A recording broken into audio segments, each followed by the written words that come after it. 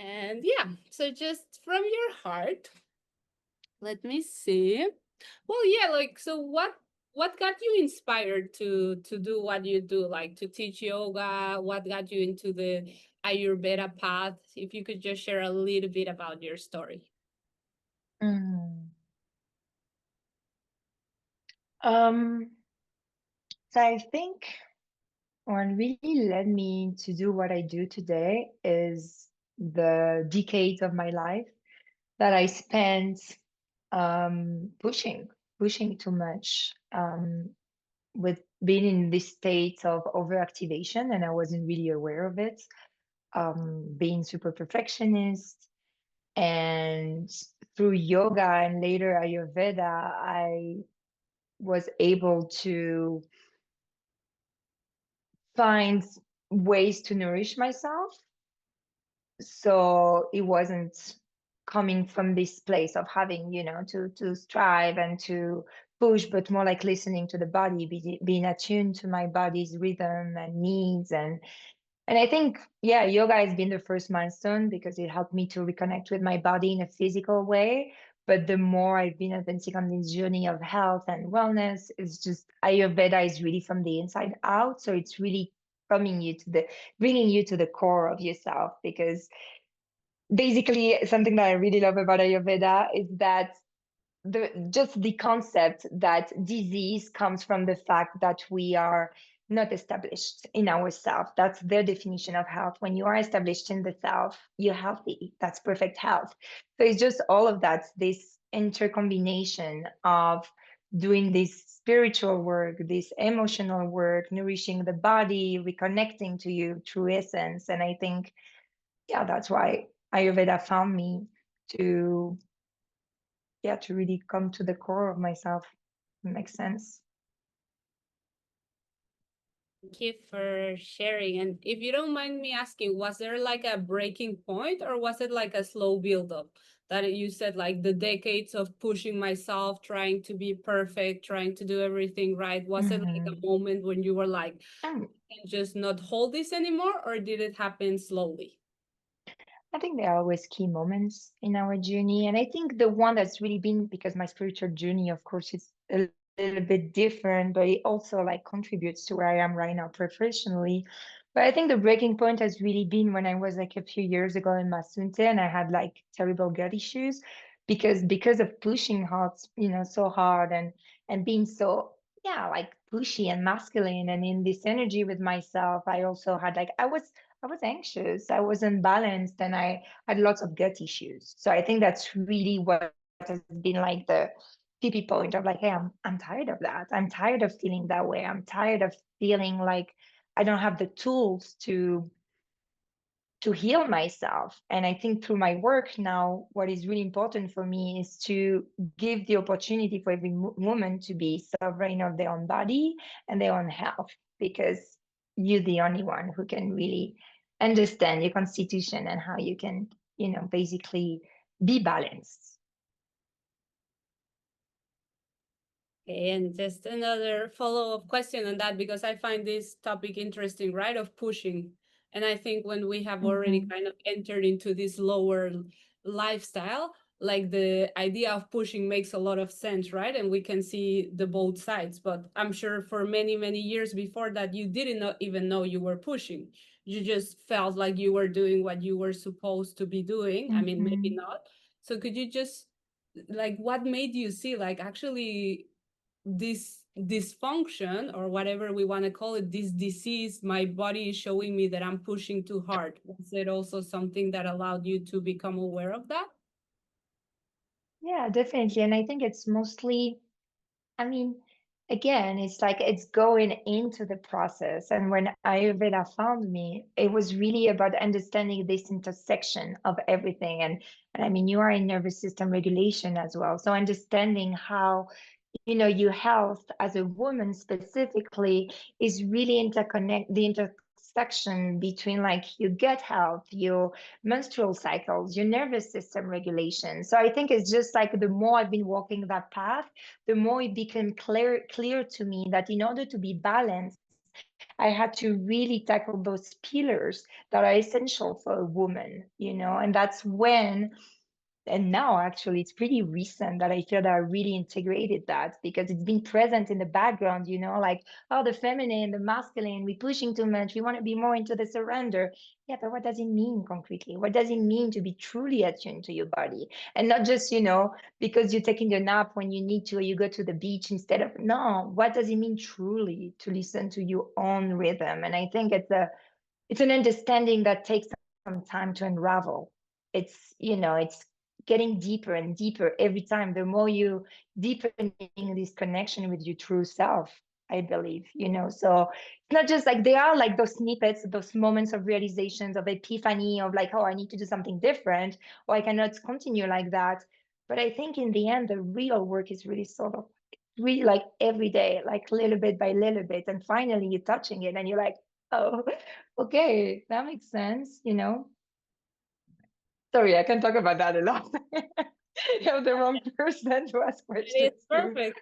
We wanna see your passion. We wanna see what makes your eyes sparkle, and Oh. also for that to inspire people, right? Because it's like that. Sometimes we have these idealizations of how things happen, and you're like, no, it's just like it happens through every day, like showing up every day, and then I start like being able to recognize myself in a way that I couldn't have if I just was pushing for it, if I was just trying to understand it, like, well, I was understanding because I was doing it, and in it the path shows itself. So yeah, no, I think it's very beautiful. Thanks for Mm. sharing.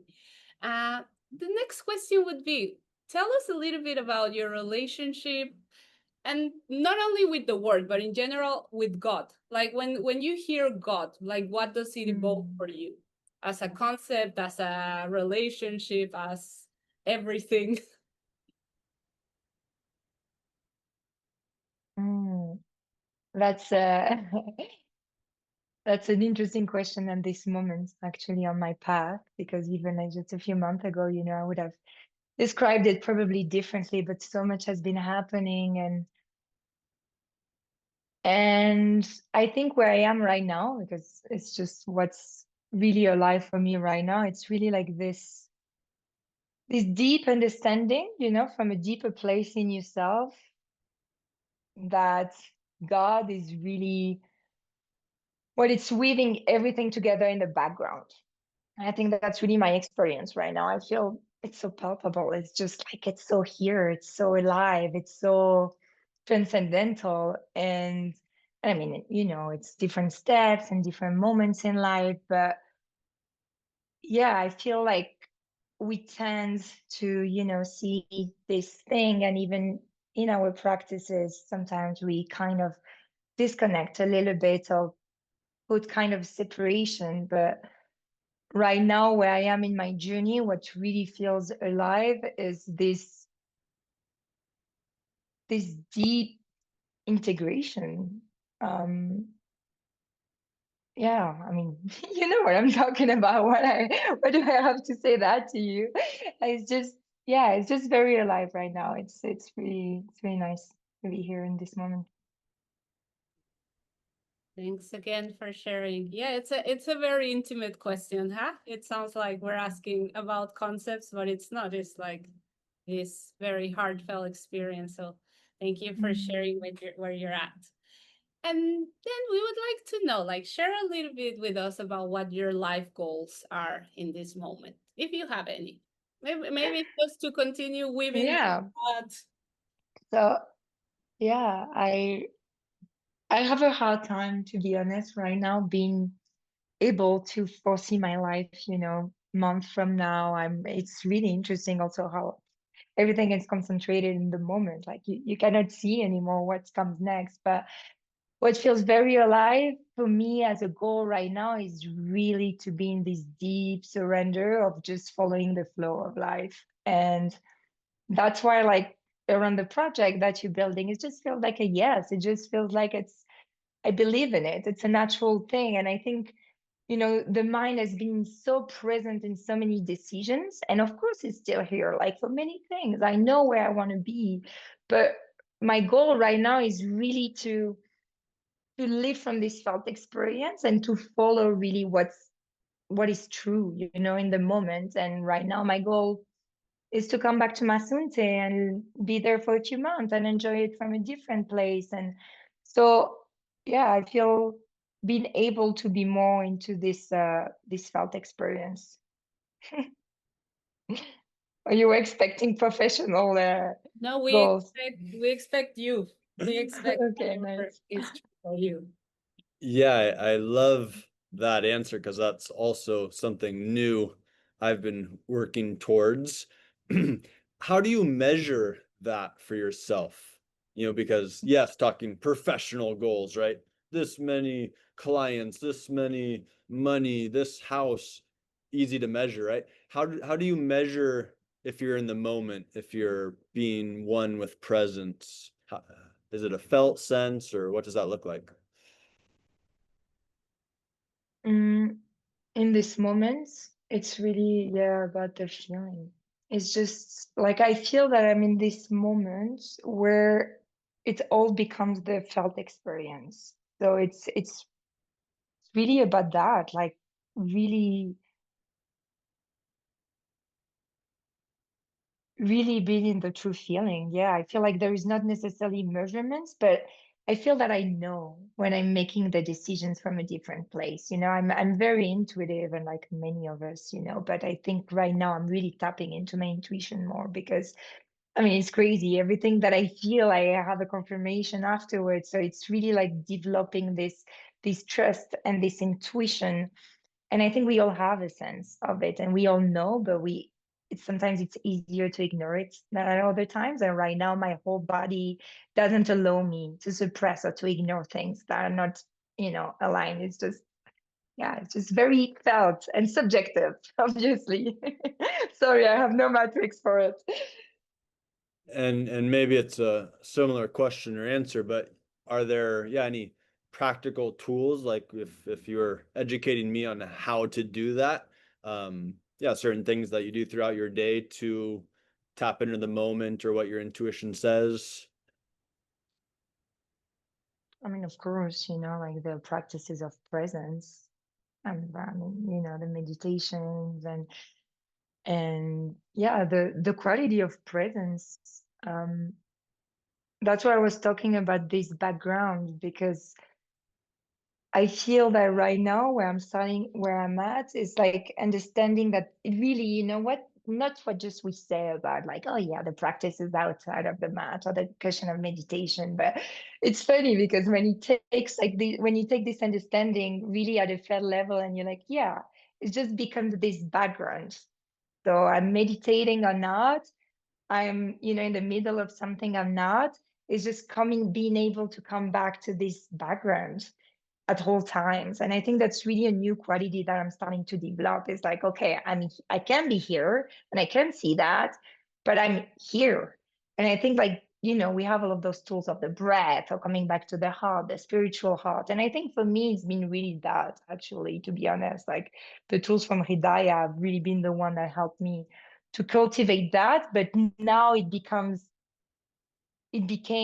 intuitive, you know, to because of practicing it. And yeah, does it make sense? It's so subjective, guys. I'm like, it's funny because I'm talking to you, you know, we all have like a similar or, you know, education first, but also we experience divinity in a similar way, I assume. So Yeah, and what I hear is you've done the practice, and by doing the practice, it builds the muscle, and so then the muscle is more there throughout your day, right? Like by doing the practice, the reason why it's called practice is so that it develops, right?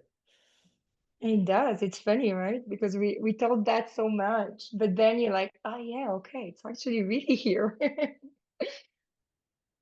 And just is there, because of course, like you said, the practice becomes everything, right? Like that's kind of the goal when we see that we can step outside of the mat, be inside the mat. But which role does formal practice play for you in this moment as you are going through Oh, this integration? yeah. Yeah, I mean, yeah, for me, that's why I also want to share that as an offering because, you know, many people, I do believe, that's my own belief, that a steady practice, even, you know, if I'm not in this pushy, whatever, discipline first, I I do believe that it's a practice, and there is not a day for me without meditating at least 30 minutes. Like and that's why also I'm so longing to go back to Masunti, because I used to have those two moments in time, like the sunrise and sunset. And it's more difficult in other life, to set up this winding down time at the end of the day. But I do believe in the power of practice. In my experience, I don't think I could be, able now to really savor and feel like the sweetness of the present moments if it wasn't for the hours I spend of my meditation cushion and my yoga practice that I also do daily, but with less, it's slightly different. But I do believe that meditation is key. I mean, it can be different kind of meditations. Not everyone can sit, patiently. I think of Vata people, for example, like just chanting is extremely regulating, So, or someone, they do a lot in Hridaya, which is not for me at all, like the walking meditation. I always hate it when they do that in the retreats. I'm like, fuck, I'm gonna do my thing. I don't know why, it's not my thing, but like everyone have their own little stuff, and it can be chanting, it can be whatever, even eating can be this act of presence. So I don't think that it needs to be the way, like sitting for an hour, but having a kind of practice, I think, is key.